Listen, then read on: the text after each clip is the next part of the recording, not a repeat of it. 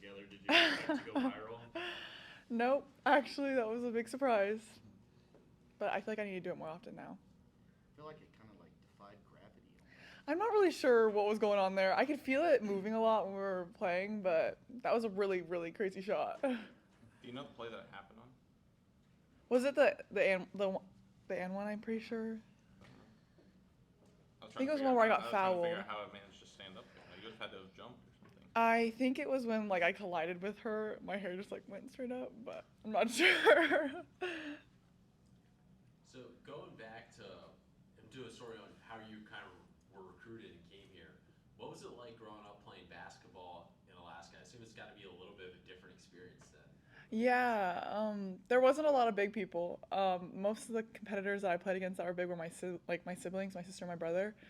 So I don't think anybody was around my height except for my sister, and we were on the same team my freshman year, and then the rest it was like a triple team. So definitely different coming here and playing against girls that are my size.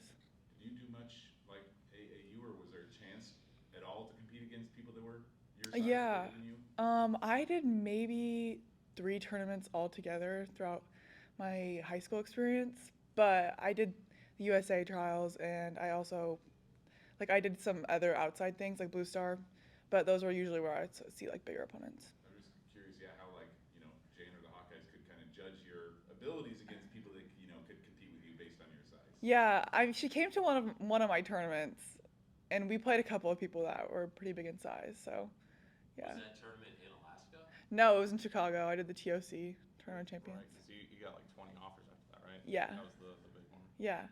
So talk about that process. Yeah, how did you kind of get first notice by a lot of these schools?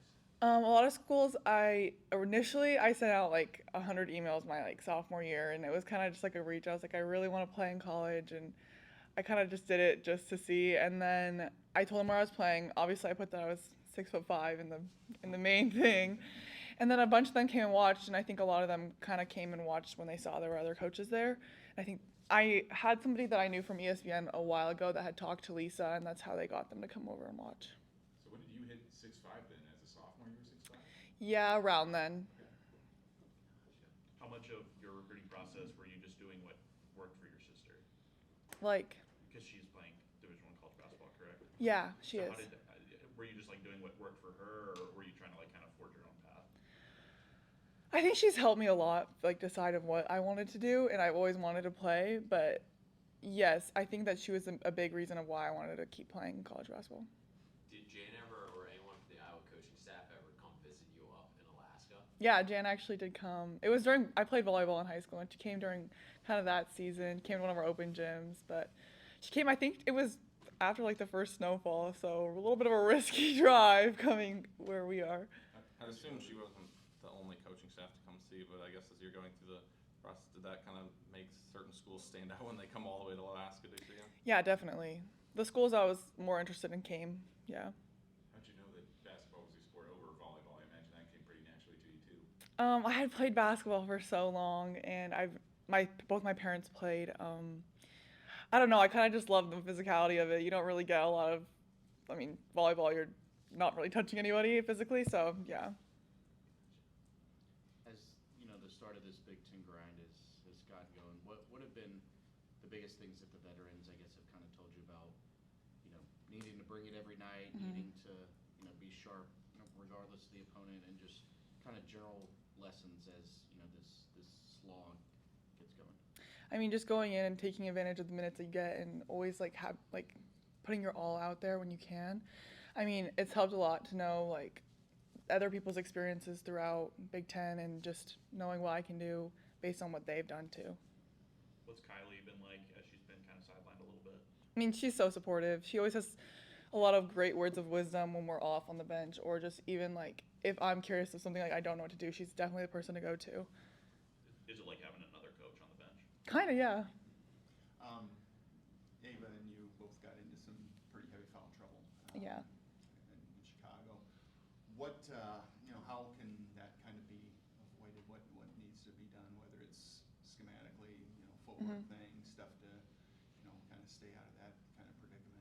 I think a lot of it, I know what I'm doing, and it's just being like more intentional with how I'm playing defense, making sure I'm not reaching or like knowing I need to give a little bit more space. And it sucks in the moment, but like you really can't do anything about it after. You just have to be a good teammate. But just those little things on defense. Eva mentioned that you guys, maybe it's you as well, watching film has been a big part of it, just kind of going back saying, hey, that foul maybe in the first quarter was kind of a dumb foul, and hey, maybe this foul in the third quarter was maybe a better foul, you're just kind of battling, but Yeah. has that been a big part of it, just kind of watching the film? Yeah, I actually have film after this, but also like in practice, they've done a really good job of just like making sure that we focus on like fouls, like okay, they're gonna call it, and like you can't do anything about it, and just making sure I'm intentional in practice of not like doing the little fouls that really aren't like great. Is there more pressure on you when you're coming in for somebody who's in foul trouble, or when you're the player that other teams are trying to get in foul trouble? I don't know. I don't really think of it as pressure, but more as like just like an opportunity to get to play. Yeah. What was it first like when you get here and you're able to play against Ava and Hannah in summer camp? What was that adjustment like? I mean, it was great. They're both one of the closer people that I am with on the team, so they've just been really supportive with like the whole process and like very much like teaching me like the right things to do, the wrong things. I don't think it's ever been like there's never been any like drama or anything. They've done a really good job of helping me throughout this whole process. I know you said that in high school you faced triple teams, which I'm sure in its own way is tough to go up against, but then you get here and how quickly was there like, going up against an Ava or a Hannah to say, oh, here are the things that like I need to really kind of get better at? Yeah, I think the biggest thing for me is physicality, like putting an effort in every time I go up and making sure I go up strong. And I've definitely noticed that because, I mean, they're bigger, they're taller, so just making sure that I am stronger instead of just being able to like turn around and shoot. Have your folks or family been down here for many games so far this year? Yeah, actually, my parents are coming for the Michigan State game, but they actually surprised me when we played our first game.